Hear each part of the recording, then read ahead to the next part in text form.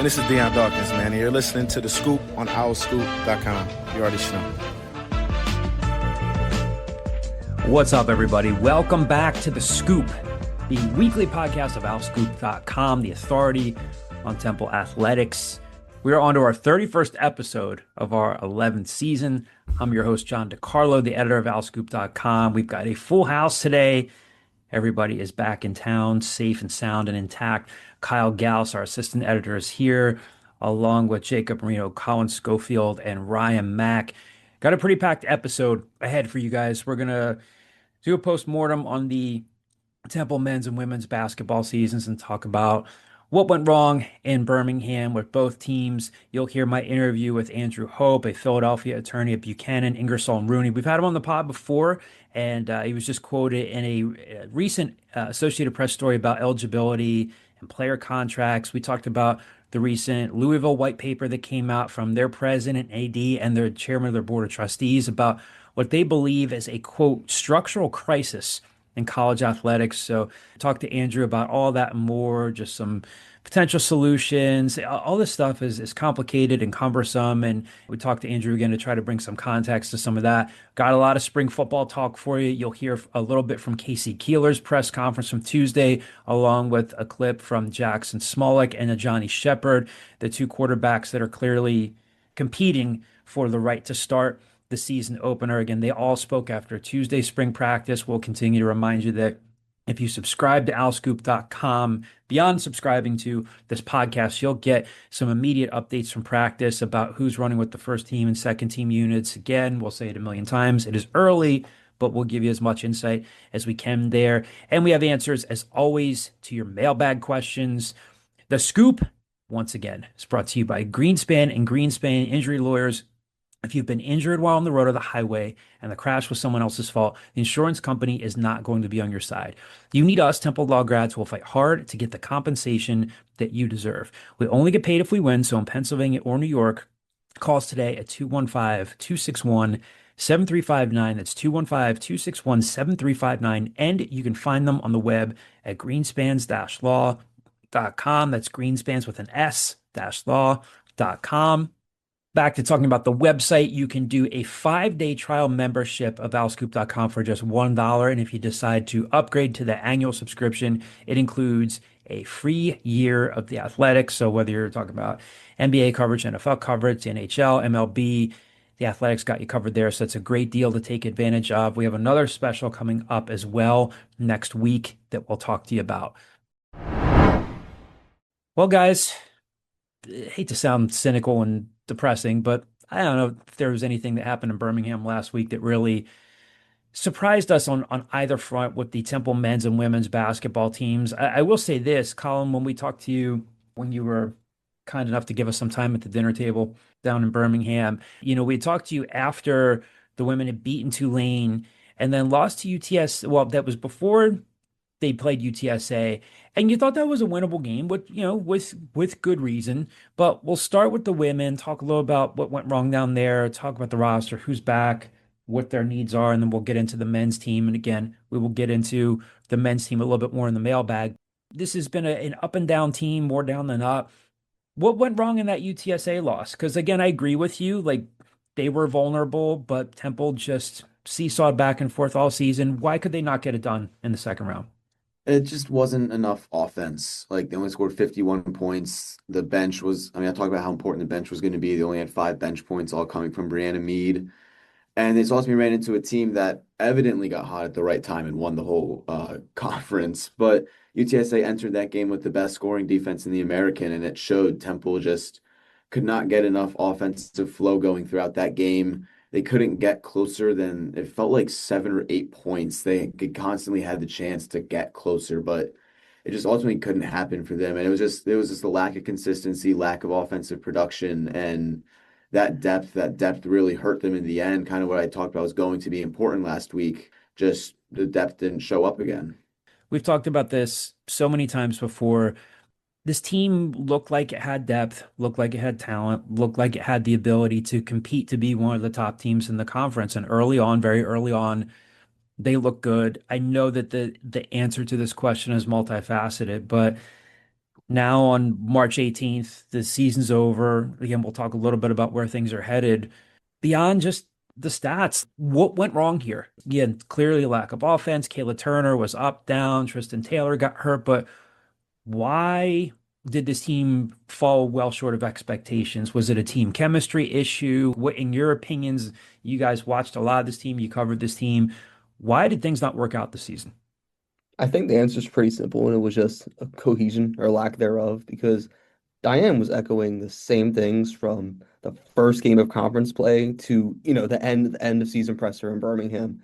It was just the team could never really gel together, and if they could, it wasn't for like a two more than like a 2 to 3 game span, and that kind of showed on both ends of the court. More specifically, kind of diving back into the loss against UTSA, the offense, whenever things kind of got tough for them defensively, just reverted to isolation ball. And they stopped moving the ball and just settled for bad shots. And that's a tendency that has caused them to never really be able to string together 4 quarters of basketball. And that's the biggest thing. Diane's always said, like, they're so close off the court that, like, when they kind of get on the court, there's kind of a struggle to have that intensity. And it all starts in practice. So when there's no intensity in practice, you can't really go out and execute on a consistent basis. And that's what I think the biggest thing was. Let's talk about briefly about the roster again. The portal opens up in a couple of weeks, but who's back? Who are the recruits coming in? What are their needs? Where do they go from here? I mean, they're in a unique spot where everyone can come back. They had no seniors this year. They have the ability to bring everyone back. Now, is that going to happen in this era of college basketball? Most likely not. Like, that's unheard of in this day and age, where everyone will be back. It's just so tough for me to figure out who will be back and who won't be back because anybody could enter at any point. I think Diane is an excellent players coach, and I think she will retain more than she will lose. You have to imagine 2 or 3 players will enter the portal, like maybe some players off the bench, maybe one of the bench guards like Killian Sedano or Drew Alexander or Brianna Mead. And then once it goes to that, I think their biggest need is they need someone along the wing. The last 2 years before this year, they benefited from having Tariana Gary and Tiara East on that wing as kind of bigger guards that were kind of the 3 and D and really played that role well. This year, they did not have that as much. They had Savannah Curry, who missed 4 games, and then when she came back healthy, she had a string of games where she played well, but then early on this season, she struggled to kind of find her place in the starting lineup. End of the year, she kind of faded back again a little bit. And I think that hurt them a lot, not having those bigger wing options to help run the equal opportunity offense. So again, I really can't predict who's going to enter and who's not going to enter just because the age of NIL and the transfer portal is so unpredictable. But if roster spots get freed up from from players transferring out, like I think I want to see Dyerson try to bring in some more wing contributors to complement, Kayla Turner and Tristan Taylor if they can retain them in the backcourt. To add to that point, 2 years ago, they led the conference in 3-point defense and second in points scored. Like, they were a good defensive team. 2 years later, they're last in each one of those statistics. Like, they give opponents shoot like 34% against them in threes, which women's basketball is a very, very high mark. So to that point of bigger guards, obviously it's important in the offense, but defensively, I think their perimeter defense has just been horrible the last couple of years. Final question before we shift over to talking about the men.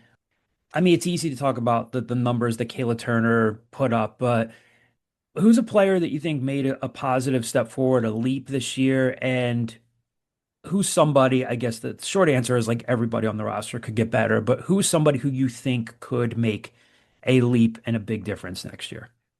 I'll go Sanaya Craig. I think she really found her footing towards like the back end of conference play.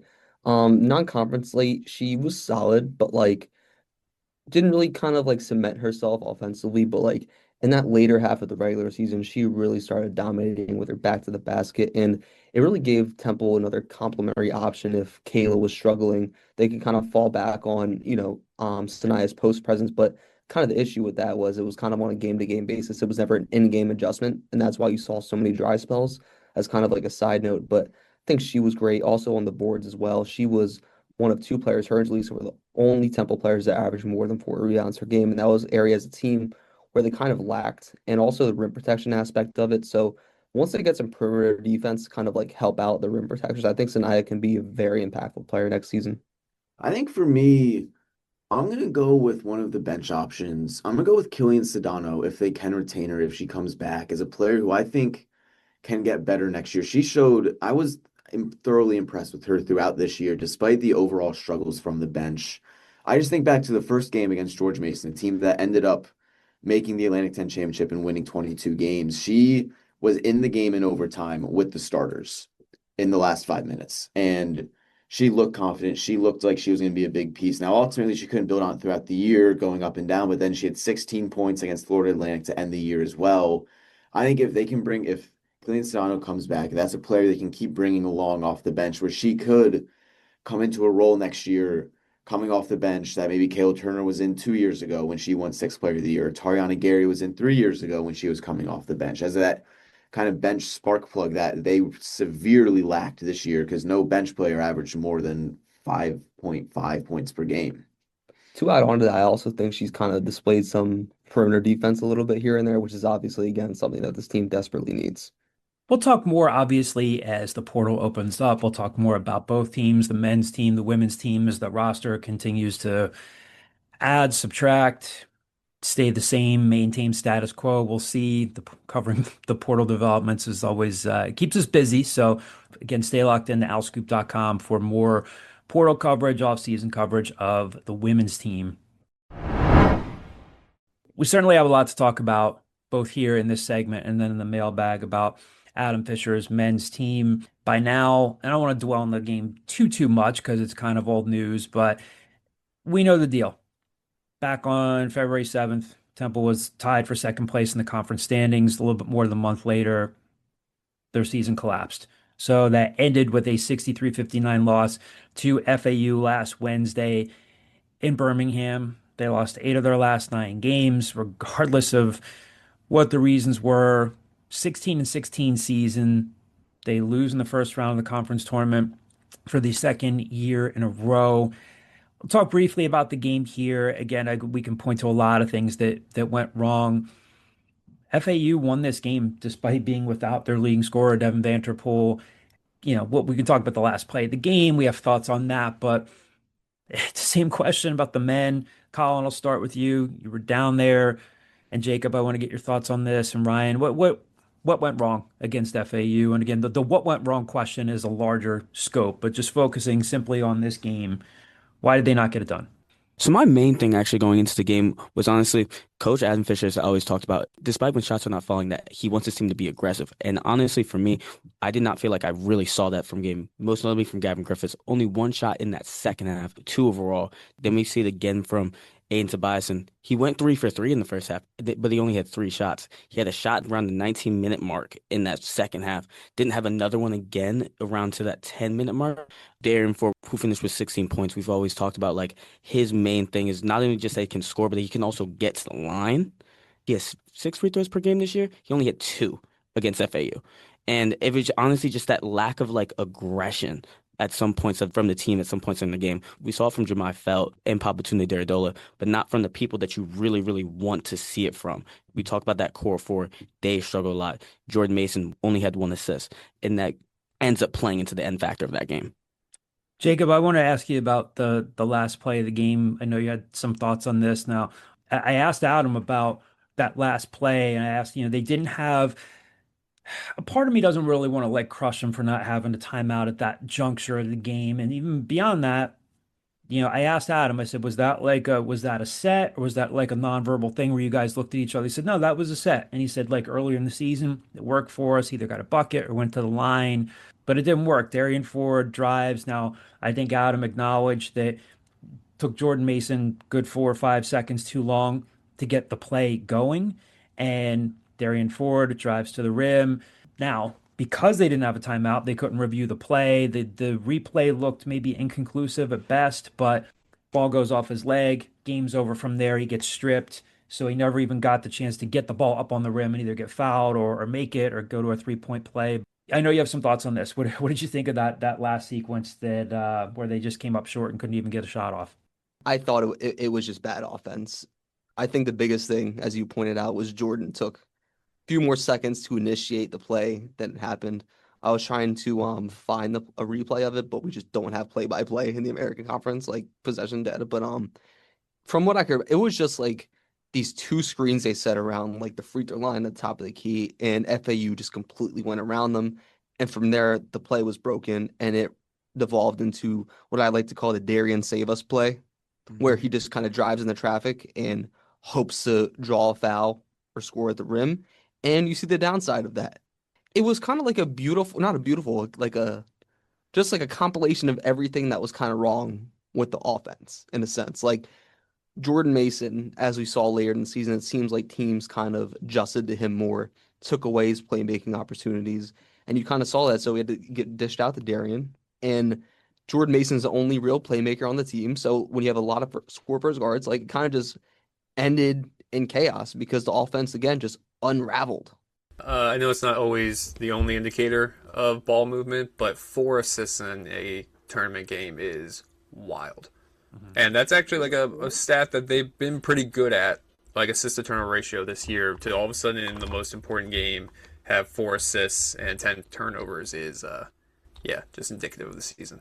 We're going to talk more about the team in the mailbag. We'll talk more about the roster and what's next. And of course, we'll go back and I'm sure during the offseason revisit this past season, what went wrong. But on Monday morning, the annual Coaches versus Cancer breakfast took place down at the Xfinity Mobile Arena. Shout out to our buddy Greg Paone, former Al Scoop staff member who's now working for Philly CVC, and got to see him, got to spend some time with Jeff Nyberg, Mike Kern, Mike Jensen.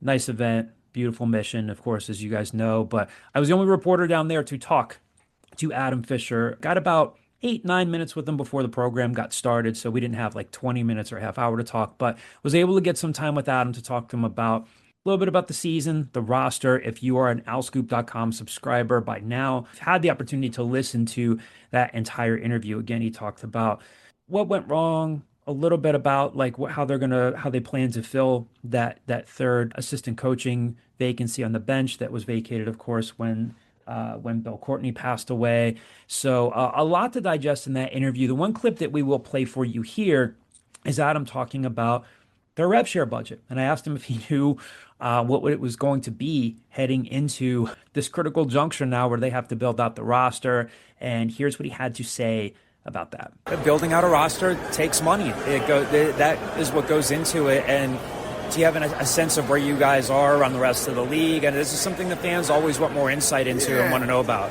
And it's tricky, right? Because, numbers aren't out there for anybody. So somebody can say, oh, I heard this, and I heard that. We really try to do a great job of, fundraising for us to get to where we want to go. We had a much better increase this year than we've ever had, but I still think it puts us in the bottom third of the league. And I think, it's something we don't know exactly what it is this year, but it's something we continue to fundraise. And it started, literally throughout the season. It never stops. Like when I say off season starts the next day, the fundraising never stops. And that's the one adjustment. You're continuing to fundraise. But we need to keep it getting better. But I am grateful because we have made strides. We are taking the right steps, and we need to keep making those to be competitive in our league. It stinks because I think our league's really good. And if you look at the league, one team got in. So you got 1 out of 13 chance. And that's an area that, I wish our league can get more bids in. And you look, and even the NIT, only 2 teams from our league get in. The A10 gets 7 from NCAA and NIT. So we know it's an area that we got to improve on. We got to keep focused on it. But it's also got to be, we got to continue to find the right guys. And you got to find the right pieces to make the team work with whatever your budget is. Well, as you can hear there, they're still trying to fundraise. They are still trying to get more money to build their roster. And you did hear Adam say he believes they're in the bottom third of the conference in terms of rev share spending. So that's something we'll talk about more in the mailbag as we get into more men's basketball talk. Again, a lot more to come on that front. All right, let's talk some spring football. Temple practiced again on Tuesday. Again, they are on a Tuesday, Thursday, Saturday schedule. Casey Keeler said on Tuesday that they are going to scrimmage for the first time on Saturday and tackle to the ground for the first time on Saturday. And we'll say a million times over, it's early, but piece by piece, little by little, you start to see who's starting to stand out a little bit, who the coaches talk about. And if you read our story from the Tuesday practice, you can read about a couple of the guys that are starting to stand out on defense. One of the things that Casey did talk about when I asked him about the offensive line, he said early on, they've actually struggled against the defensive line. Again, you can go to the message board, you can see which players are running with the first team units. I think I mentioned this last week. They're still utilizing the same format where they're maximizing reps. So the first team and second team guys, whether it stays the same or whether it rotates, they're getting reps at one end of the field. Third and fourth team guys are rotating at the other end of the field. So in terms of the quarterbacks, right now, it's a two-player race with Jaxon Smolik, the Penn State transfer, and Ajani Sheppard, the Washington State transfer. Before that, he played at Rutgers. Those are the two main guys competing for the job. I'll play a clip here from Casey Keeler talking a little bit about the offensive line. And again, it's not to say that he thinks that they're really, really struggling, but as of now, it sounds commonplace. The defense is a little bit ahead of the offense, but he's talked about how he's encouraged by what he's seen from John Stone, Ransom McDermott, Luke Watson looks healthier, better than he did a year ago. Again, you take some of these remarks with a grain of salt. Last year, he said Tyrese Whitaker could be a double-digit sack guy. That didn't materialize. So, again, for the 50 millionth time, it is early, but right now, defense is getting a little bit better of the offense. And so here's Casey talking about the offensive line and how that competition has increased there. They have struggled a little bit physically against the defensive line. I mean, and typically defense is a little bit ahead of offense naturally, but I think it just goes to show that we did a really good job in the recruiting process with the defensive line.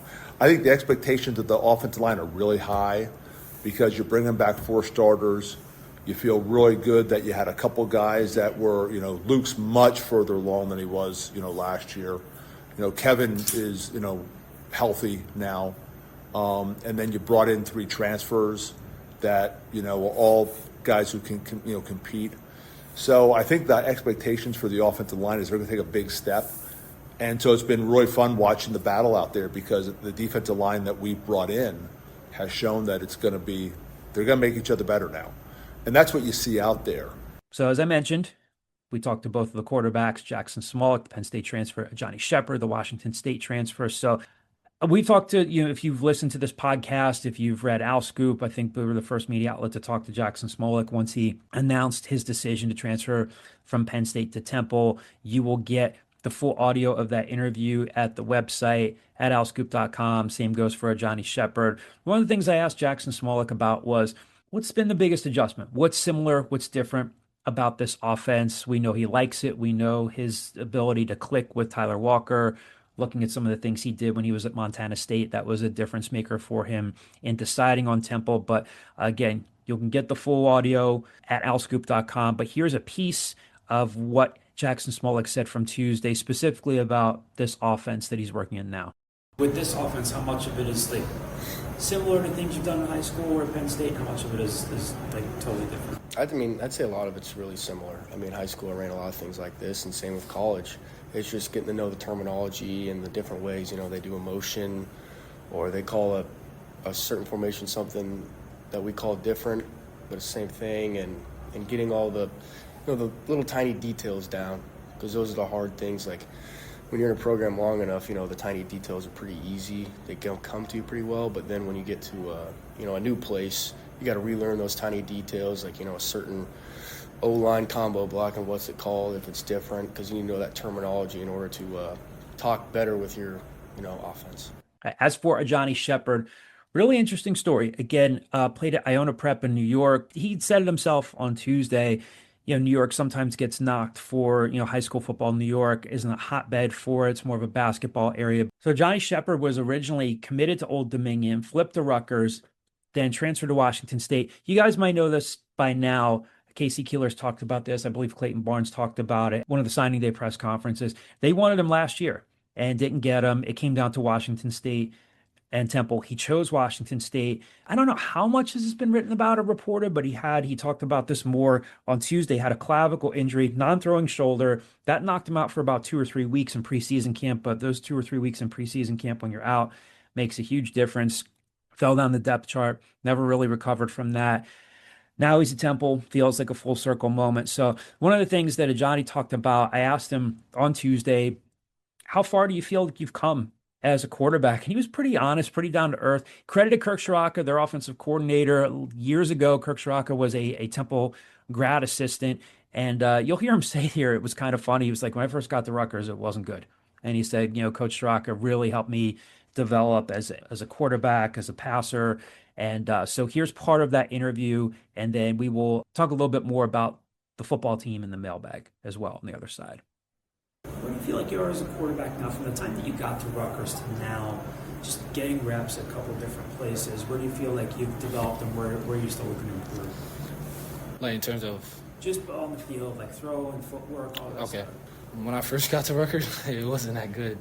Like Coach Ciarrocca, he developed me like really, really well. Like I became a better passer, not just a thrower, but a passer, being able to give people runners balls, being accurate, ball placement, footwork, being able to see the shell of the defense faster, or knowing where to look.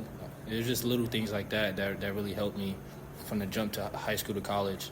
So I give a lot of credit to Coach Ciarrocca. Stay tuned to Al Scoop for more spring football coverage. We've got you covered Thursday. We've got you covered Saturday. So by the time we talk next week, we'll talk about their first scrimmage and tackling, who looks good, bringing people to the ground. And so a little bit more meat on the bone as these practices move forward in the future.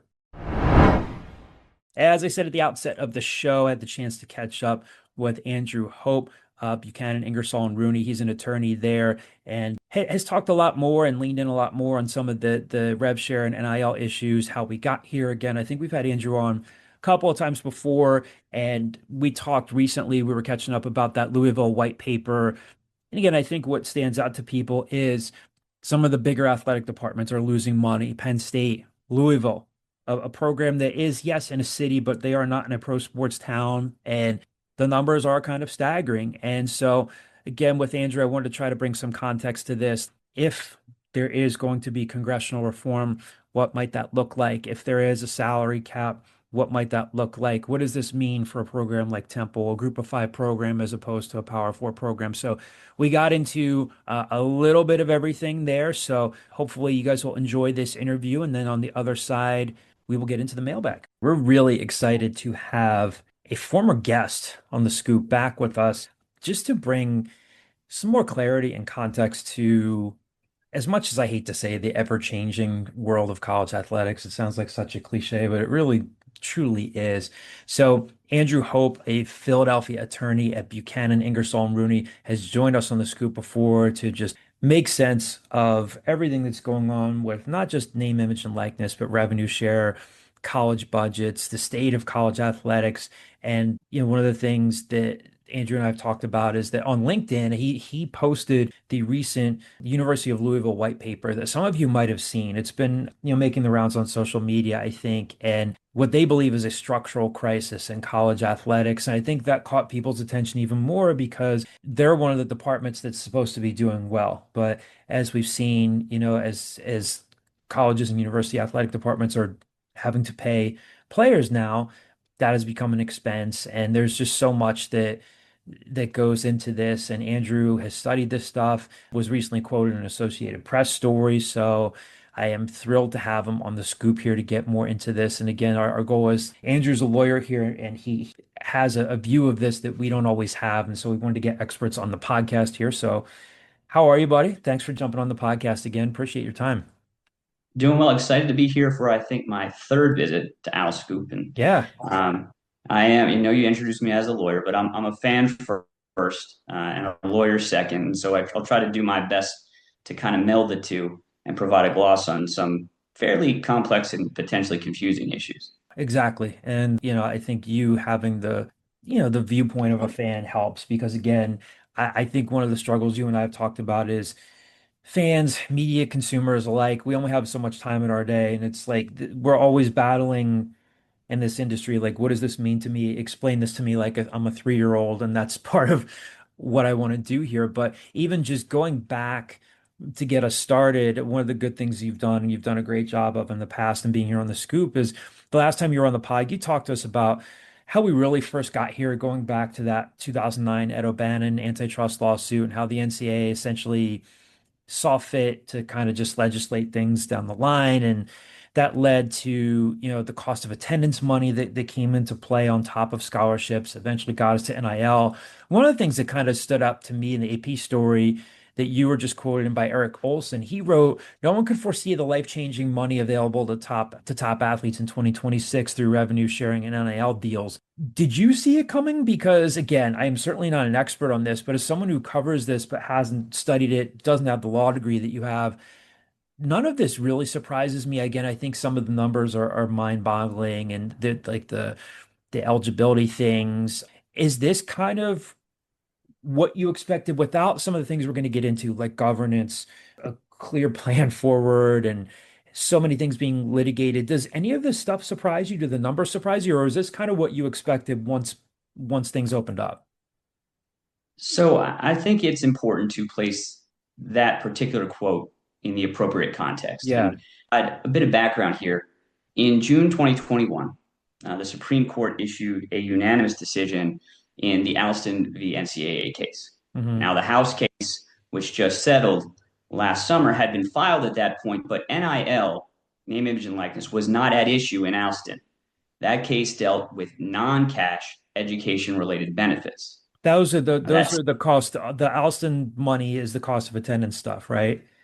The cost of attendance plus computers, post-grad scholarships, vocational training, non-cash education-related anything benefits. that coaches, and I would hear, and sorry, I didn't mean to cut you off, but some of you might have been familiar with hearing that some of the Alston money, anything that was coming into play that coaches could add as an added bonus, an add-on when they were recruiting, and saying, well, like, our cost of attendance stipend and the Alston money this outweighs what you might get at this score. That's correct. Yeah.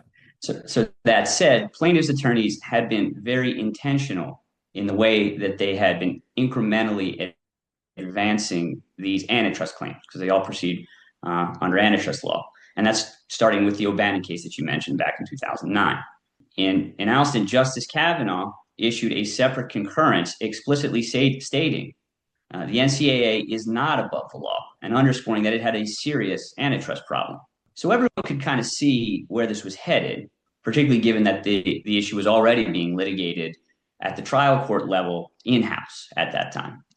So literally a few days after the decision came down in Alston, the NCAA issued its first NIL policy. Now, this is the summer of 2021. And you have to remember, the SEC signed a big new media deal, I think, at the end of 2020. And the Big Ten signed its new deal in 2022. And in that, in my opinion, is what it ended up driving the top end of the NIL market.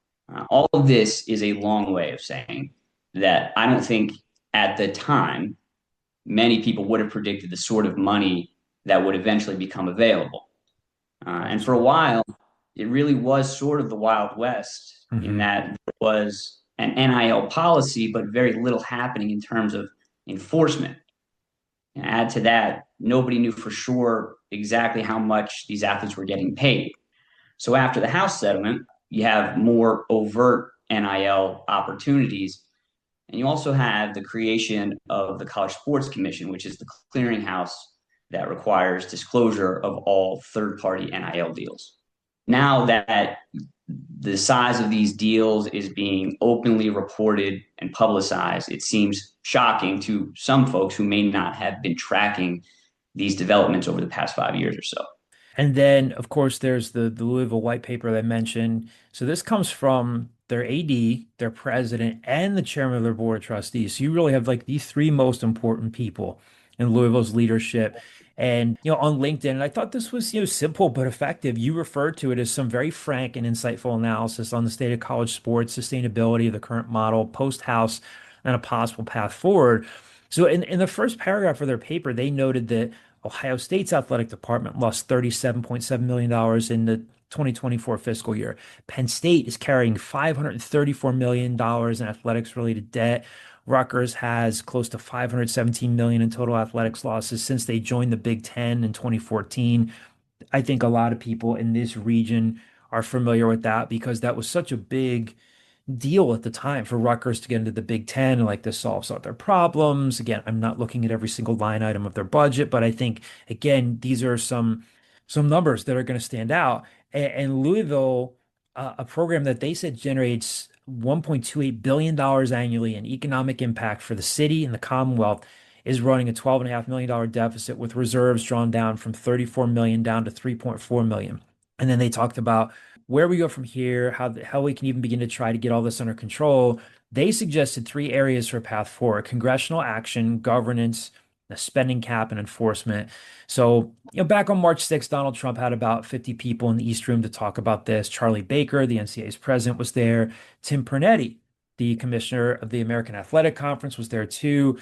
Trump talked about this executive order that's going to solve everything. Political opinions aside, it was, kind of comical considering, and this is now my opinion, kind of comical considering some of the coaches and politicians in the room. And we know that executive orders really don't carry much weight. All that notwithstanding, it's reasonable to talk about the potential need for congressional action in our future. Can you talk to us about what that might even begin to look like, and talk to our listeners about the SCORE Act, the SAFE Act, and then the suggestion from that white paper that there should be an amendment to the Sports Broadcasting Act of 1961? So people may or may not remember that Trump actually issued an executive order last summer, which many people felt largely tracked the SCORE Act, which is a bipartisan bill that was introduced in the House of Representatives. And broadly speaking, it attempts to do a few things. First and foremost, it codifies the June 2025 House settlement.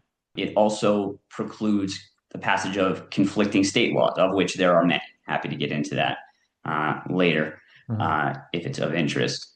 The SCORE Act offers the NCAA and member institutions an antitrust exemption, which is the key to kind of cut off additional litigation here, since this is the legal hook for the majority of the cases that are brought by student athletes.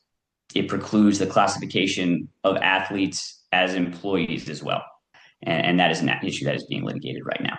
So the SCORE Act does offer some protection for athletes in terms of regulation of NIL agents. Right now, for example, NFL agents have to be registered. They're limited to, I think, 3% commissions on the deals. There is no sort of restrictions that are placed on NIL agents. And I've heard some taking as much as 20 or 25% of these deals and really taking advantage of some of the kids here. And those agents, Andrew, those agents are, as far as I know, some of those agents are trying to negotiate not just NIL deals, but rev share deals for these student athletes, right? Correct. And so whether and to what extent these individuals are qualified to do this and are acting in their client's best interest is an open question. Sure. And this law attempts to kind of put some guardrails on that. It also offers some protection to current Title IX obligations and the funding of non-revenue sports. But I do think it's fair to say that the NCAA and individual schools are the primary beneficiaries of this statute. The SAFE Act, and this is very much different from the SAVE Act that has also gained a lot of attention recently, which is the Voting Rights Act. That's a Senate bill that is sponsored by Democrats only. It's not bipartisan. It was passed largely in response to the SCORE Act. I'm sorry, it has not been passed. Let me back up. Neither of these bills has been voted on or passed. These are bills right now, and I don't believe either of them have advanced to the floor for a vote, nor has any legislation advanced in either house to the floor for a vote since the NCAA has been clamoring for congressional action going back a decade or so. But the SAVE Act is generally more athlete friendly and differs from the SCORE Act in that it does not offer antitrust protection and it does not preclude the classification of athletes as employees. What it does do is that it allows for conferences to pool their broadcasting rights to negotiate television deals, which they are currently prohibited from doing under federal antitrust law, the hook for everything here. So specifically, the SAFE Act would amend the Sports Broadcasting Act, which was a statute passed in 1961 that granted professional sports leagues an antitrust exemption to pool their broadcasting rights for negotiation. As it stands, the Sports Broadcasting Act does not apply to college sports and does not technically apply to cable television or streaming services. So those are some of the issues that would have to be addressed in an amendment. Now, many proponents of NIL reform have called for the amendment of the Sports Broadcasting Act, claiming that it would help level the playing field between the haves and the have-nots, and to enable athletic departments to plug their budget gaps, which have, as you mentioned, exploded post-House with all the direct revenue sharing payments. Now, unsurprisingly, the SEC and the Big Ten, who already have the richest media deals, have publicly opposed this amendment and disagreed that it would in any way empower schools to negotiate. So that is sort of the lay of the land from Congress and current statutes that have been proposed. To kind of bring this into focus for Temple fans, St. Joe's fans, or even just, I think when you say level the playing field between the haves and the have-nots, are you talking about leveling the playing field between the haves and the have-nots within some of the Power Four conferences? You're talking about leveling the playing field between the haves and the have-nots between like the Big 12 and the American and like the Sun Belt. So the haves are, when I say the haves, largely I'm Four. talking about well, not even Power Four. It's SEC and the Big Ten. Their deals are just so much bigger. Sure. And honestly, one of the strongest proponents for amendment of the Sports Broadcasting Act is a man by the name of Cody Campbell, who is a big donor at Texas Tech and a very accomplished businessman in the energy field. And he understands that, Texas Tech as a member of the Big 12 is fighting uphill to compete with some of these larger schools, and feels that he can help kind of close the gap and honestly lift sort of all ships for the individual schools by pooling broadcasting rights and negotiating these deals on behalf of all the schools instead of the individual conferences. The risk of getting too much into the political climate, I think that some people will ask, look, this is important to the lives of student athletes, and it's important to really, like college athletic departments are part of economies, part of Commonwealth economies. And so they are important, but sometimes I'll hear a fan will say to me, like, first of all, it seems like they're far apart on a couple of these. Is there any shot of anything like this getting done given the state of the world right now? Is that a reasonable question there in terms of cynicism, or does that not matter in this case? Well, the state of the world right now, is different from what it was 2 weeks ago. Yeah. I was frankly surprised that we had a roundtable discussion with all that's going on in the Middle East, politics aside. But the point is that there's a limited bandwidth for Congress to do and act on things. They have had ample opportunity to legislate in this area over the past decade, and they haven't done so. Now, it appeared that there was more momentum following, the developments last summer, specifically the passage or the approval of the House settlement. But for whatever reason, that action has stalled and has not even proceeded out of the House yet, where you do have bipartisan support.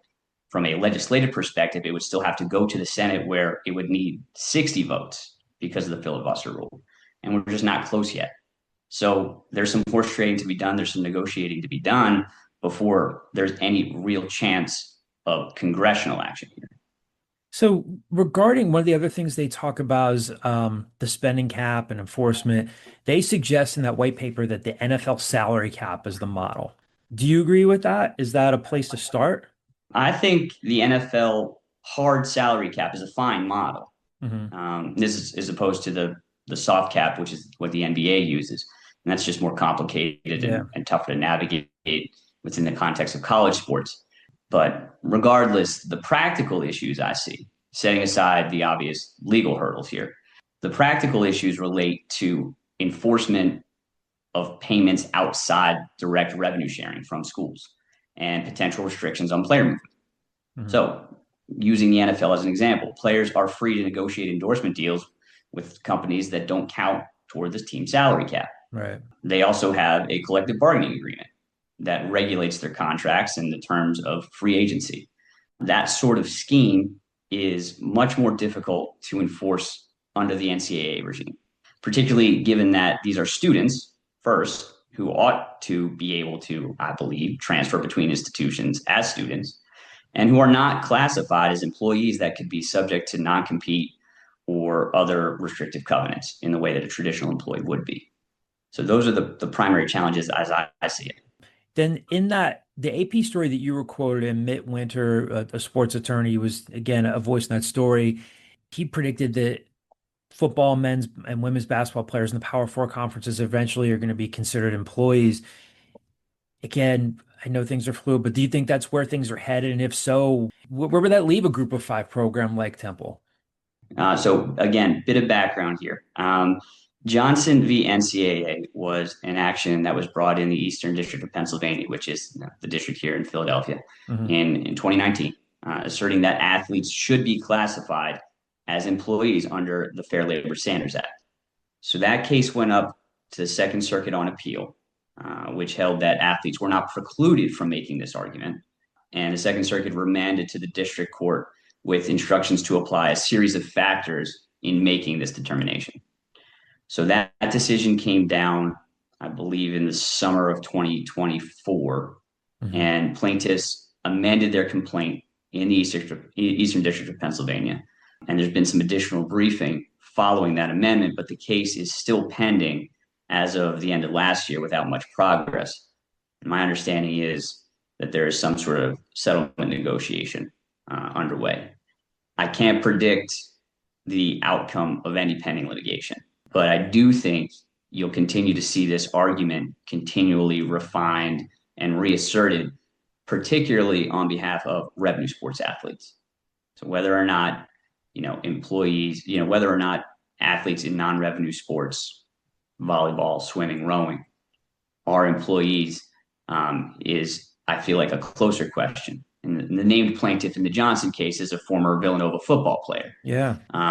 But I think it's fair to say that the calculus may change if you were to have a class of SEC or Big Ten football and basketball players, for example. As far as how that might impact mid-major schools, I don't know that it would make much of a difference in terms of the size of revenue sharing payments.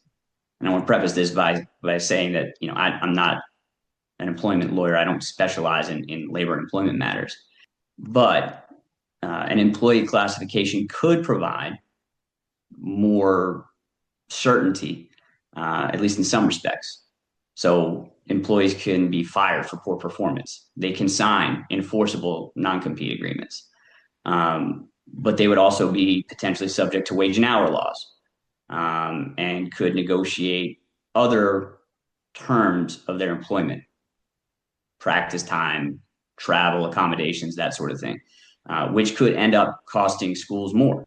I wanted to follow up with that too, because you'll hear certain coaches talk about like, hey, if we can fly charter X number of times on the road, it makes a huge difference for our teams as opposed to like flying commercial, the delays that come with that, getting stuck in the city, being late to a shoot around, all the time that it's costing college athletes in the classroom. If that were able to be negotiated, sure, it would help, but yeah, that would cost more money. And then when you get into one of the things I wanted to ask you about is, again, for those who are not familiar, when it comes to revenue share, the student athletes are oftentimes they're signing contracts. If you're listening to this podcast, you've heard us talk about how players like Eric King and Jacoby Hills, the left side of Temple's offensive line, signed multi-year contracts. Again, I want to preface that I have not seen these contracts, but it's a way for Temple to try to keep players. I would reasonably assume that those contracts could be bought out if like a school like Florida or Ohio State came in and said, hey, we can buy out Jacoby Hills' contract and get him to sign here. Some of that stuff is already going on. Would that be an extension of that, where like you would have even more agents involved and it would be negotiating on a grander scale, or is that just kind of overly simplifying things? Well, I think there's going to be litigation regardless. And you're seeing this now. These contracts are being litigated. Yeah. Now, there's a mechanism for approval of these NIL deals through the CSC that has to go to arbitration. And some of these NIL deals with universities likely also have arbitration provisions, which would kind of keep these out of public filings. But you've had some litigation with some pretty high-profile quarterbacks from Duke and Cincinnati. This stuff is ongoing, and they proceed under different state laws and under different legal theories. And there is a certain amount of unpredictability with the way that these NIL agreements are drafted. Some are drafted with liquidated damages provisions, which are not typically enforced if they are deemed punitive.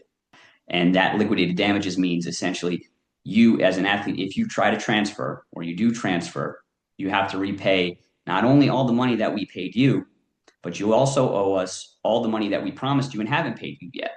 And so some courts have deemed that to be not a reasonable estimate of damages in cases like this. And again, there are no cases like this. There's no case law on NIL disputes, but some courts might view that as punitive and say that is not a reasonable estimate of damages and refuse to enforce it. But others might deem it sort of a buyout. In practical terms, a lot of those provisions start the negotiation, as all of these cases have been resolved so far via settlement. So that sort of forms the basis of the buyout. For example, the one that Miami ended up paying Duke. Just for clarity on that one, and even just for my own clarity, Darian Mensah, and I'm looking at this to refresh my memory. So he settled, that was over an NIL contract, right? And not a rev share contract. And did he sign, I don't know if you know this off the top of your head, did he sign that with a separate collective, and the collective was saying you can't get out of this? Or was the university was saying, like, if it was with a collective outside of Duke and not Duke, how did Duke have any oversight there? I believe it was characterized as an NIL agreement, but I'm pretty sure the contract was between Mensah and Duke. Gotcha. Okay. Duke was the party here. Gotcha. But all of these deals, they're so new, there is no template or form agreement. Some conferences have template agreements that the universities use, but a lot of these are going to be tweaked to the individual universities' standards to apply specific state laws and, to apply to specific athletes. I'm going to call back to the fact that you said I'm a fan as much as I'm a lawyer. So I'm going to ask you to put on your fan hat here as much as anything. So I feel like anytime Temple has a disappointing basketball season, hasn't made an NCAA tournament since 2019, the somewhat popular rallying cry is they need to go back to the A10. The American doesn't make sense. There are no regional rivalries, all that stuff. I feel like at Temple, no matter where they go, staying in the American or going to another conference for football and going into the A10 for basketball, if that were possible, you still have to fundraise. You still have to find additional revenue streams and help boost your revenue share budgets, to help put a better roster on the field and on the floor. I feel like I've told anyone who will listen, I doubt that the American would let Temple be a football only school. And if they did, we might reasonably assume that they would slice that approximately $7 million they get to about $3.5 million. Again, just a guess. We don't know what they would get in the A10 for basketball, but it's a conversation that keeps coming up because the A10 did get two teams in. They got St. Louis in. They got the automatic bid in with VCU. They got a few other teams into the NIT. The American is seen as a bad fit for Temple for basketball, and I feel like they're in a tough spot. So I'm going to put you in a tough hypothetical spot here. I'm going to put you in Arthur Johnson's office and make you Temple's athletic director for the day. What would you do here if you could wave your magic wand to get Temple to a better place on this front? So first, I do want to say programs like Temple are really in a bind because even for mid-majors, the majority of revenue comes from football. So schools like VCU or St. Louis or Villanova that don't have an FBS football team can focus the majority of their fundraising and their resources on basketball. But at the FBS level, the dynamics are fairly similar regardless of conference. Even though most athletic departments as a whole are not profitable, they are largely subsidized by football program revenue. Many of these programs do turn a profit as a result primarily of the money that comes in from these media deals. And the rough estimates that I've heard are about 70 to 75% of revenue comes from football. Now that's, media, but it's, ticket sales and donors and that too. About 15 to 20% comes from men's basketball, and the rest, if you're lucky, comes from women's basketball. All other sports lose money. And that's regardless of conference and regardless of program. So in order to fund these other sports, athletic departments have to devote the majority of funding to football. And this is particularly true now, given all of the conference realignment. If schools are not competitive in football, they risk, or athletic directors feel they risk, being left out and having even a larger budget gap on their hands. Mm-hmm. So for school like Temple, I think the goal has to be ensuring your dollars go as far as possible.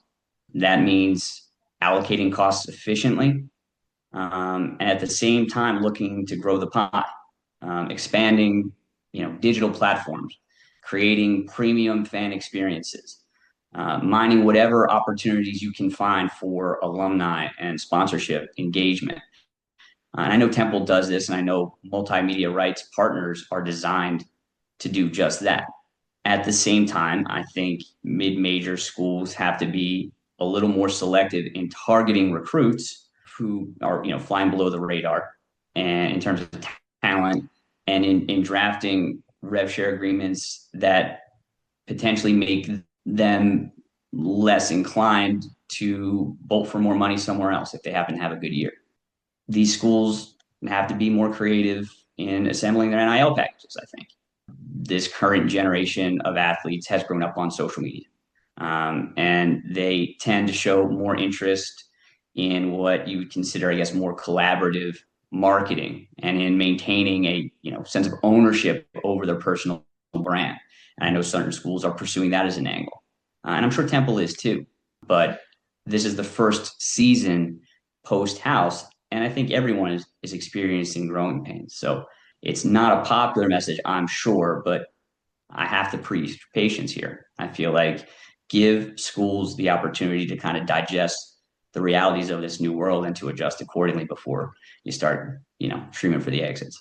These last two questions I want to ask you again, I think these are more, I guess, anecdotal than anything else. Again, going back to the fact that you start off whether you end up in the law field like you do or the journalism field like I did, we all start off as fans. And, you have a great understanding and expertise in this area. And when you talk to other fans about this, be it like friends of yours from UVA or just fans in the area, what's the biggest complaint that you hear about the state of college sports? And how do you think college athletic departments can educate their fans and donors about this? Because like I said earlier, going back to the start of our conversation, whether you're teaching in the classroom or whether you're presenting to someone, it's always like, how can we synthesize this? How can we keep anyone's attention span in 2026? How can we keep their attention span on this where there is just so much legal jargon? I was saying to my students last week in the classroom here at Temple, and a lot of times we get into, painting with a broad brush here. A lot of times, so many of us got into journalism because we were averaged at best at math or science. It's like, well, you have to learn contracts now, and not just it comes now before it gets to covering a pro beat. You have to learn how athletic department budgets work. You might have to learn how, again, like if you are covering this stuff at Temple, or you're covering it at VCU, or you're covering it at Tulane or SMU, the difference between you getting a job and not getting a job sometimes, or getting a good internship opportunity, might be your understanding of this. But again, it takes a lot to learn it and sit with it. And then you have the fans who are like, school should just do this, do this. So when you're talking to people, just anecdotally, but what are some of the things you hear? Is it people just not knowing the difference between NIL and the portal? How do people wrap their heads around this, and how do we get people to understand like what's going on and how truly different it is now? Well, first, very much like the people who get into journalism, people get into law for the same reasons, that they were not good at math or science, myself included. But I think you've also hit on a point that most people share, and it's the frustration over the chaos. Mm-hmm. I've heard grumbling about the amount of money changing hands, but most people that I talk to complain about conference realignment and player movement. Mm-hmm. So last fall, I attended a dinner with Carla Williams, who is the athletic director at UVA. Mm-hmm. And she said, very frankly, amateurism as we know it is maybe dead, but the mission remains. And that is the mission to educate young people, many of whom would not be able to afford to go to college without a scholarship, and most of whom will not play professional sports. So all the money from TV revenue helps fund the scholarships for these students. And I don't know that anyone begrudges an athlete earning money in the same way that any 18 or 19-year-old ought to be able to earn it. But there is understandable disappointment because traditional conference rivalries and the days where you could follow a class of recruits for 3 or 4 years are no longer part of the college sports experience. And I do think that, notwithstanding some of the shortcomings of the proposed congressional action, there does seem to be some appetite to providing some, I guess, some solution and some certainty to the chaos. Final question for you here. And again, we really appreciate your time today. Do you think, again, and this is more an anecdotal question than anything else, do you think we are seeing or will see, donor fatigue from people with means or even corporations who feel like they don't get a good return on their investment in this? And again, 5, 10 years ago, I didn't think we'd be talking on these terms, but I am starting to hear that. Like, donor X will say, hey, I was able to, cut you a $50,000 check to get player X. Well, you didn't make the tournament this year. I'm done.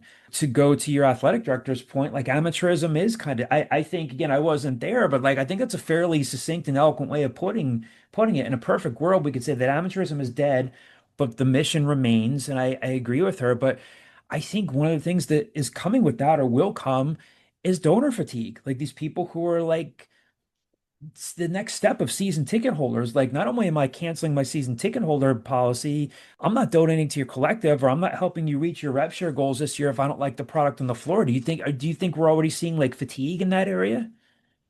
In terms of corporate sponsors, first, I've heard talk of, a bubble, but I would note that besides sports, there's very little that people watch on television live. Majority of content is either streaming or available on demand.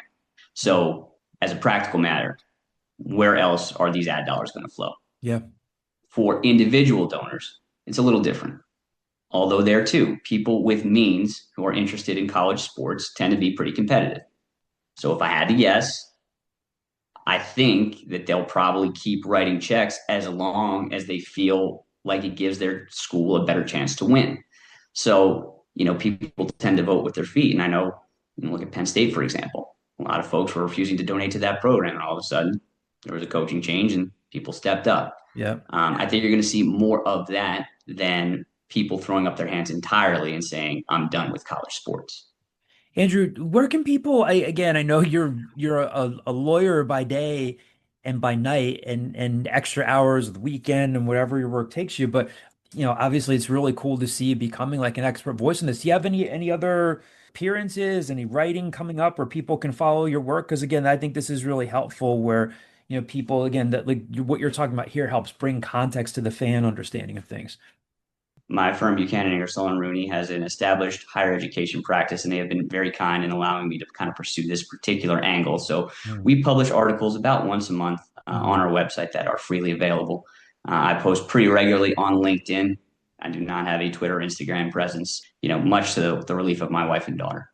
But that's where you'll see and hear me is mostly on podcasts from time to time, on LinkedIn, and then via our website, which is bipc.com. So I should talk to Ashley and Merritt about getting you to start up a Twitter account. I don't know about that. Look, I read Twitter. I'm an avid consumer of social media, but I'm much more measured as far as the sort of public comment I will make. That's smart. That's smart. Well, thanks, buddy. I appreciate it. Good luck to your Virginia Cavaliers. You trending negative or positive on this game coming up?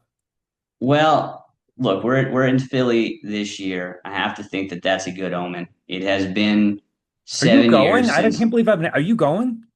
I will be there. Okay. So, we the current coach right now, Ryan Odom, was the coach of UMBC in a pretty historic loss that UVA experienced. That has been the story for much of the year.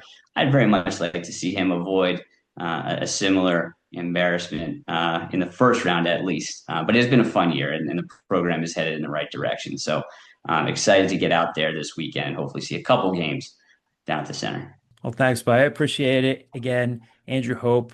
Grateful for his time on the Scoop here, and hopefully we'll have him on again down the line. Thanks, buddy. Appreciate it. Thanks for having me, John. All right, big thank you to Andrew Hope for joining us. Hope you guys enjoyed that interview, and we'll see. We'll see what happens with any sort of structural reform, whether it happens or doesn't happen in the college sports landscape. So we'll try to, as best as we can, bring guests onto the Scoop to try to bring context to this, because again, it's not 1998 anymore. It's not 2008. It's not 2018. I get that things change and people either love or don't love what's going on. So anytime we can bring a guest on to talk about the national landscape, the legal aspects of it, we'll try to do that for you. Before we jump into the mailbag, we'll hear again from our friend Mike Greenspan of Greenspan and Greenspan Injury Lawyers. Again, he wants to keep you safe on the roads and the highways. If you need his services, great, but he wants to make sure that you maybe don't need his services. So here's Mike's weekly tip for staying safe, and then we'll get into the mailbag. After that, we're going to talk football. We're going to talk about Adam Fisher, the Adam Fisher era. We'll talk about the men's basketball roster as well. Is it okay for you to drive a car in New York while wearing earbuds like this? The answer may surprise you. If you are wearing 2 earbuds like I am, the answer is no. It is against the law, specifically Vehicle and Traffic Law Section 375, Subdivision 24A. You got that? However, if you are just wearing 1 earbud, that's okay. Now, why is that? Well, the point is, I think we can all understand, is that if you're wearing 2 earbuds and you're listening to music, a podcast, or dare I say, a lawyer's information, you're going to be distracted. And you won't be able to hear honking or sounds in the road, which will allow you to take a decisive action in the event of emergency. If you have only 1 earbud in, then at least now this ear is going to be able to listen to all those road sounds. So, what do we learn from this? Don't drive with earbuds, not even 1 earbud. It's not worth it. Be attentive, pay attention to the road, and that way you can avoid ever having to use a personal injury lawyer like me. Stay safe out there. All right, we'll get into the mailbag here. Again, talking some men's hoops, talking about the draft, the Adam Fisher era as a whole. Al Worldwide, one of our subscribers at alscoop.com from the basketball message board. AJ Smith, Gavin Griffith, Spencer Mahoney, Aiden Tobiasen, Babatunde Dorodola, Jemai Felt, Ayuba Bryant, and Cam Wallace are all eligible for another year of college basketball. Who's back in 2027? Let's go rapid fire here. As is Mokita. Yes, Mokita is as well. Thank you, Kyle. Let's just go down the line here. AJ Smith, we know pretty definitively through sourcing, he's done. He's not coming back. Gavin Griffiths, what are we thinking? Go down the line. Yes. I say yes. I say yes. Jacob, yes or no on Gavin Griffiths coming back? Probably. Colin? Ryan? He's back. Yeah. Pretty definitive. No, I don't bet, but I would put a fairly sizable bet on Gavin Griffiths coming back. Spencer Mahoney, I don't think he's back. I think he is, because I just think that you could probably get him for relatively cheap. Okay, fair point. What do you guys think? You need to fill out a roster. Yeah, I think he's probably back. I mean, he didn't really show much to warrant interest from other teams. I don't mean that disrespectfully. So, like, again, when Kyle said he's cheap, he's probably back. I think the only way he's not back is if, and again, I don't have any sourcing on this, but I think the one way he may not be back is if the staff talks to him and says, listen, yes, I agree with Kyle. You get him relatively cheap. They do need to fill out a roster. You need guys to practice. I know people are going to hear that and be like, God, is that where we are? But that happens sometimes. But I think the only way he's not back is if the staff says, we really think he needs. To be fair, that happened pre-transfer portal too. Oh, sure. Temple's had players where you were there to practice. Absolutely. Oh, absolutely. Absolutely. I think the only way he's not back is if the coaches say, listen, this is just not working out. We think you need to transfer somewhere else. Right. The big one, Aiden Tobiasen heading into his junior year. Kyle and I have a little bit of sourcing on this. I mean, again, do we know if he's going to come back? I don't know definitively. The thing that you could see with Aiden is that he might test the NBA draft and get the evaluation there, which is honestly probably pretty smart for him. By no means are we saying that Aiden's going to definitely get drafted, that we have sourcing, that we have people, NBA people telling us he's going to get drafted, he's going to be a late first round pick or anything like that.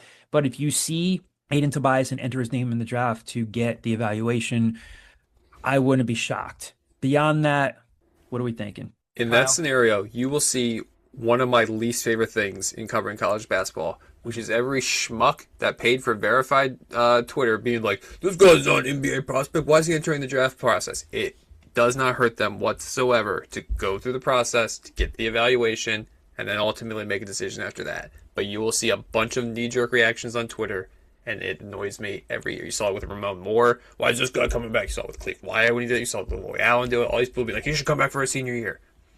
It annoys me. He's not coming back. I like the honesty. I feel it. I see it. I want you to know that. Another thing that frustrates me is when on. people, and we'll get into this a little bit in the future, when people feel the need to declare for the NFL draft after their eligibility is over. Yeah. Pisses me off. You're a fifth-year senior. You got no eligibility left. I don't need a graphic. I don't need it. All right. So beyond that, they're definitely stealing this from the PHLY Eagles show. Water pistol to your head, Kyle. Is Aiden Tobiasen back with Temple next season or not? Oh, I already said it. I don't think he's coming back. Oh, you don't think he's coming back? No. Jacob, is Aiden Tobiasen back with Temple basketball next year? He's gone. You think he's gone? Colin Schofield, is Aiden Tobiasen back next year or is he gone? I think he's got we see move up to a power conference, so I'm going to say no. Ryan Mack, do you want to be positive or do you also want to rain on everyone's parade? I'm with Colin on this one. I also do think he's someone that is going to be moving up to a power conference. I could see him being like a Big East, like a Big East player, like a Seton Hall or something like that, like how Bud Clark was this year. I could totally see that being him. So I see him moving up. I would say the odds of him coming back are probably, I would put more odds on him leaving than staying. However, I think if you're Adam Fisher, based on how he's describing their rev share budget to me, I don't know if it's a situation where Adam Fisher goes to donors and, again, these conversations happen. Aiden, what are you hearing? And they went through this last year. Obviously he has more of a body of work. Aiden, what's your top offer? And then you go to people and say, this is what it's going to take to have Aiden Tobiasen back in a Temple uniform next year. If you want us to field a competitive team, if you want us to build around him, here's what it's going to take. If that dollar figure can be matched, maybe they got a shot. We'll see what happens in the next few weeks. Babatunde Duradola, is he staying or is he going? Kyle, start with you. I say he's staying. I don't think he had the sophomore year that he wanted to have, but I think towards the end he still proved that he is like a playable big in this conference. I think he stays. Jacob Marino, Babatunde Duradola, staying or going? I'm with Kyle. I think he probably stays. Something that could maybe help him if he does stay is like assuming guys like Aiden are gone, Darian Jordan graduating. This team doesn't really have a lot of guys who can kind of step into that role. So maybe him like potentially rebuilding his stock in the coming season and transferring the next year is a possibility. Colin, Babatunde Duradola, staying or going? I agree with Kyle. I don't think he had the sophomore year that he imagined. So I'm with Kyle here. I think he's going to stay for another year. Ryan Mack, Baba, staying or going? Staying. I think there's a good shot. And I'll say this too. I think that for as inconsistent as he was, we know all the knocks on him, the foul trouble and stuff like that. Who wouldn't be helped with more talent around them? But I think there were times this year where you saw what he was capable of. If they can facilitate some offense through him, I think we sometimes forget that he is a sophomore. Guys don't really get that level of protection anymore. They don't get that level of patience with their development. But I think if you can bring Baba back, regardless of, I agree. He didn't have the sophomore season that he wanted to. He didn't have the sophomore season that anybody really wanted him to have. But I think if you can bring Babatunde Duradola back, I think that's a positive for the team. Jahmai Felt, who moved into the starting lineup once Baba was moved out of the starting lineup. Kyle, Jahmai Felt, is he back or is he gone? I'm like a true 50-50 on this. My gut, I'm going to say he stays, but I'm legitimately a true 50-50 on it. I'm in an identical spot. And with him, health is the question. How's his shoulder feeling? How are his knees feeling? Can he practice? You and I talked about this a little bit, but everyone that, I feel like people feel like he had a disappointing sophomore year. Like maybe they expected more. He had a pretty big step up from the MAC to the American, and his per 40-minute things are pretty much identical. Like he had the exact same caliber of year that he had as a freshman while going up a level. So like you said, I think it's health. If all of a sudden you could wave a wand and send him like the Eagles offensive linemen that go down to Costa Rica and just get a bunch of like steroids injected or stem cell research. Yeah, different. If you could do that, different thing, not steroids. Yeah, steroids. I didn't mean like HGH. Like steroids are also just like a medical thing. But stem cells. How's the Scoop legal team feel about it? Like stem cell research injected in there. Like all of a sudden you can make his knee and his shoulder 100%. I think he is a startable big in this conference, but that's a big if. I know two guys on this podcast who have been down to Colombia before and could maybe. I said Costa Rica. Okay, Pura Vida. Oh, all right. Did they go to Colombia or Costa Rica for this? They went to Colombia. Oh.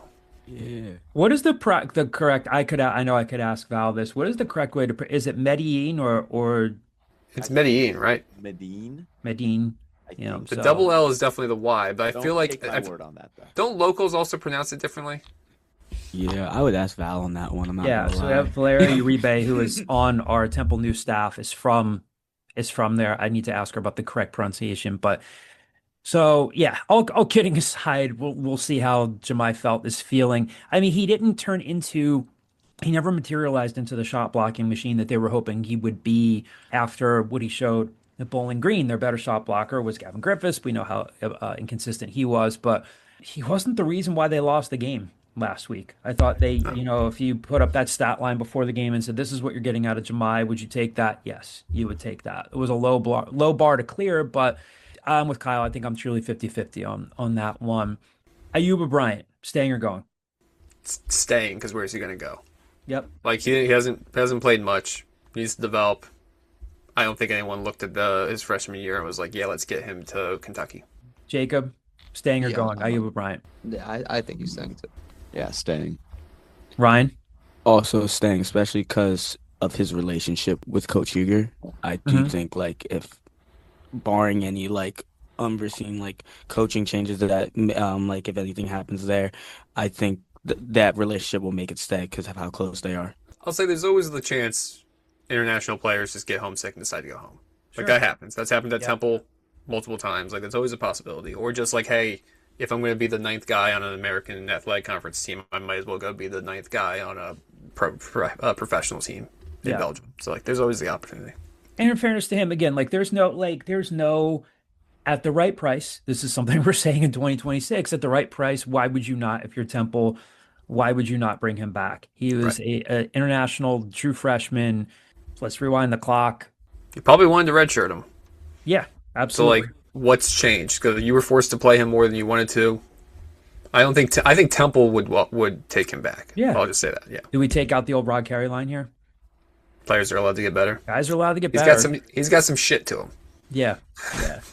But no, honestly, again, why would you not bring him back? I think the only way he doesn't come back is if some agent really tries to inflate his asking price, or if, as Kyle said, and it's good insight, maybe he gets homesick and wants to go home. I haven't gotten any indication that that's the case. Otherwise, I don't know why you wouldn't bring him back.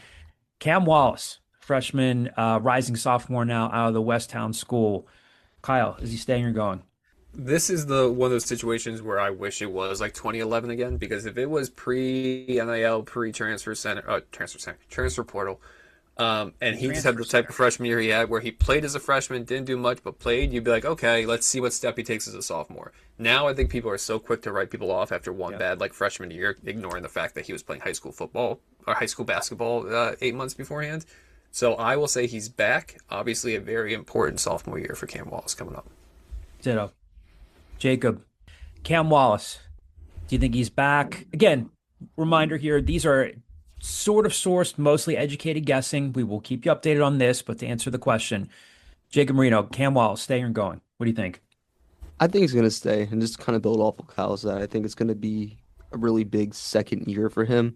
We kind of saw him be on a shorter lease. That's kind of what Adam tends to do with freshman players. We saw it with Dylan Petit the season before.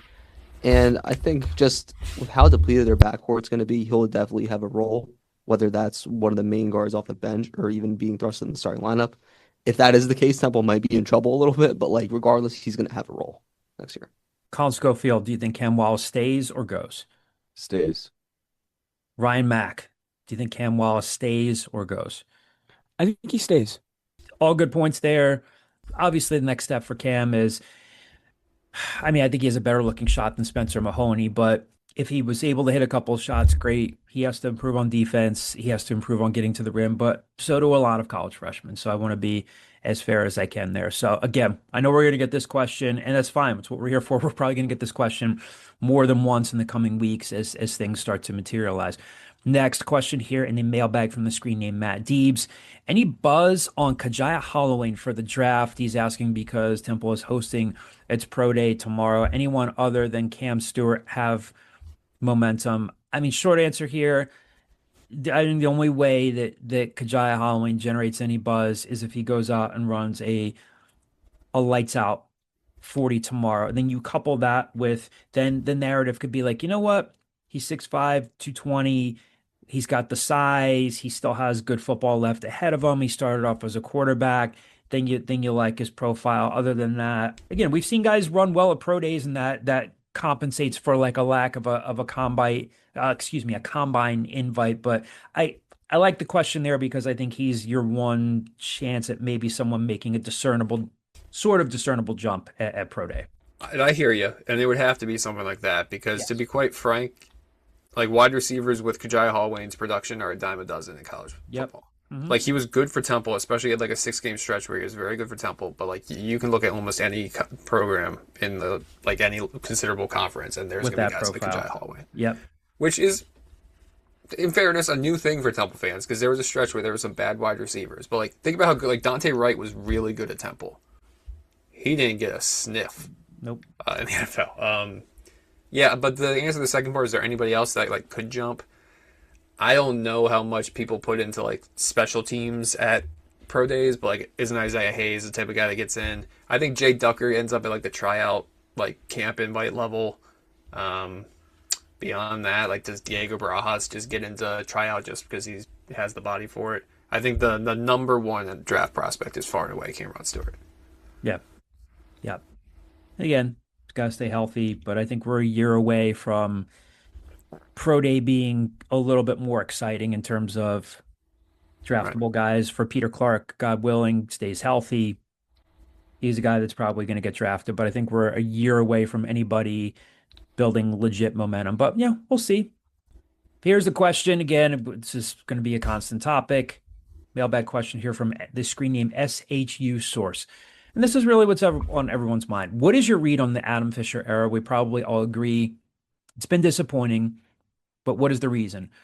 On the one hand, it's easy to say that his program has underperformed, but can't you just as easily say that he's been a little unlucky too? Every season has looked promising to begin, but then for a variety of reasons, he's lost key guys, whether to injury, NCAA suspension, or simply flaking out.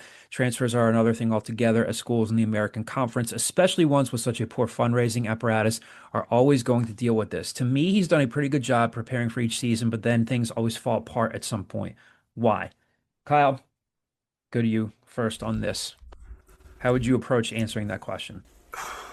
I think it's, and like I think I've been critical. I think it is unfair to criticize or to grade the Adam Fisher without factoring in there has been some really bad luck, right? Like I don't think some of that was projectable in a way. Like, look, was Jamal Mashburn Jr. a little injury prone coming into Temple? Yeah. But like, was the timing and like that coinciding with the fact that their season fell apart a year ago at the time of his injury? Like that is bad luck still because like he had been healthy up until that point. Coming into this year, I thought they did a good job of remedying that. I thought they brought in a lot of guard depth that you were like, okay, now they can weather that storm in the event that Aiden Tobiasen gets injured or Darren Ford gets injured. Instead, you saw CJ Hines out immediately, and you saw AJ Smith out pretty early in the season. So like that's still bad luck. All of a sudden that depth becomes you're playing Cam Wallace considerable minutes against Tulsa, right? That's I think the reason why, if anyone was expecting Adam Fisher to get fired, I think that's the reason why he's probably back for a fourth year, is because I think they are factoring in like a lot of this has been bad luck and you haven't been playing with full deck of cards. The issue with me is I don't think all of a sudden, sitting here in March 2026, he's going to have 52 cards next year. I think he's still going to be hamstrung by lack of support from the administration. I think they're still going to have some of their own shortcomings when it comes to roster construction. That, to answer the first question, is it like, what's my read on the era? Yeah, it's been disappointing. I think Adam Fisher would have been immensely more successful if he had been hired in 2014, 2017. I think whether it's because of him or because of the administration's support, I think that Temple puts itself behind the eight ball and kind of lags behind with a lot of these things, that I will be very surprised if that coaching staff changes its strategy. Like, do they go back to the board and say, yep, let's take another whack at spreading out rev share and trying to get in 6 guards in this transfer portal and weather the storms? Or do they decide to put all their eggs in one basket like they did with Jamal Mashburn? I don't know. I think it's obviously, it goes without saying, this is an unbelievably pivotal offseason for Adam Fisher. I really don't have any notes on what you said. I agree. Next year is obviously pivotal. I think if next season ends in similar fashion, that Temple's doing another coaching search. I'll say this again, like you go back and forth on this, and I think the debate is fair either way. I would love to see whether it's Adam Fisher or if you fast forward to next year and you're doing a coaching search, and some of the names you might hear, well, if I don't know where Joe Gallo ends up, maybe he takes the BC job. I don't know if anything has developed in the last couple hours since we've been recording. I can't say I've been watching that like a hog, but Joe Gallo at Merrimack, Matt Langel at Colgate, who was contacted the last time around, or a guy like a Patrick Sellers at Central Connecticut State. If you're looking at guys that have done more with less, if that is the direction that you're going to take, whether it's Matt Langel, Joe Gallo, Patrick Sellers, I would want any coach in that position to have a chance, to have, if Adam Fisher told me we're in the bottom third of the conference in revenue share spending, I don't disagree with fans who say you have to do your very best with the hand that you're dealt. Not an unfair perspective. I get it. There are guys that are, we looked at what UC San Diego did this year. I know they weren't a tournament team, but they run a good system. Guys run good systems. Joe Gallo's got they lost to Siena. Had they beaten Siena, they would probably be playing Duke in the tournament this week. So they lost in their conference championship finals. You have to have some sort of identity, a thing, something that is going to allow you to win with limited resources. But you want to be able to put a competitive team out on the court. I would like to see whether it's Adam Fisher next season or if it's someone else in the following season, give them a shot to build a more competitive roster. On the flip side of it, they had their warts this year, regardless of they lost to FAU. Winnable game, but FAU won that game without their leading scorer. And you can talk about the fact that Temple didn't have CJ Hines. That's bad luck. I think I've said this in previous episodes, short of these coaches literally hiring private investigators to look at guys and say, hey, has this guy gambled? Is there anything that we don't see before we sign him to a revenue share contract? That was some bad luck. But the body of work was there for a guy like Devin Vanderpool. FAU had other injuries. They found a way to win. They were flawed. And again, I don't think FAU played it. They had several clumsy plays in that game last week. They were not the epitome of a great basketball team. You can look at the Rice loss. No excuse there. I don't think that they are getting outspent by Rice. No. But that was a bad loss. That was a bad loss on your home floor. Would it have really changed the trajectory of the season? No. But I think Adam Fisher and the staff know deep down that they need to improve. I don't think that they're walking around saying that we're perfect and we don't need to improve. So you could go back and forth on this. But otherwise, I think Kyle pretty much nailed the answer. I want to add one more thing. In the hypothetical that you put out there of, okay, if this doesn't work and fast forward next year, you're looking for a new coach, you're looking for somebody that can do more with less. If I'm one of those guys, why am I coming to Temple? To be in a program, in a conference that has programs that do fund their programs, like their basketball teams. If I was a do more with less guy, I would want to go to a place where I have more, so I could do more with more. Or if I had to go to a do less with more school, I'd rather be going up against schools that are also doing less with more. Like it's really hamstringing your coaching staff and whoever you decide to lead arguably the most visible, if not the second most visible position on campus. You're really hamstringing them if you just continue to be like, well, we're not going to have as many resources. Let's just hope we find some guy that can do some alchemy here. It's short-sighted at best. It's malicious incompetence at worst. We know we'll be talking about this more in the coming weeks as the portal heats up. So keep the questions coming. Football, basketball, anything you guys want to put on the agenda, we're here for it. Thank you to Andrew Hope for joining me again on the podcast this week. Thanks to Adam for setting aside some time on Monday morning, early Monday morning, down at Xfinity Mobile Arena to talk about his season. Again, we'll have more spring football, more hoops to talk about next week. Stay tuned to owlscoop.com for coverage of Thursday spring practice, Saturday spring practice. Ryan's going to pitch in, help us out with Pro Day tomorrow. So a lot of stuff coming your way in the next week, and we will talk to you very soon.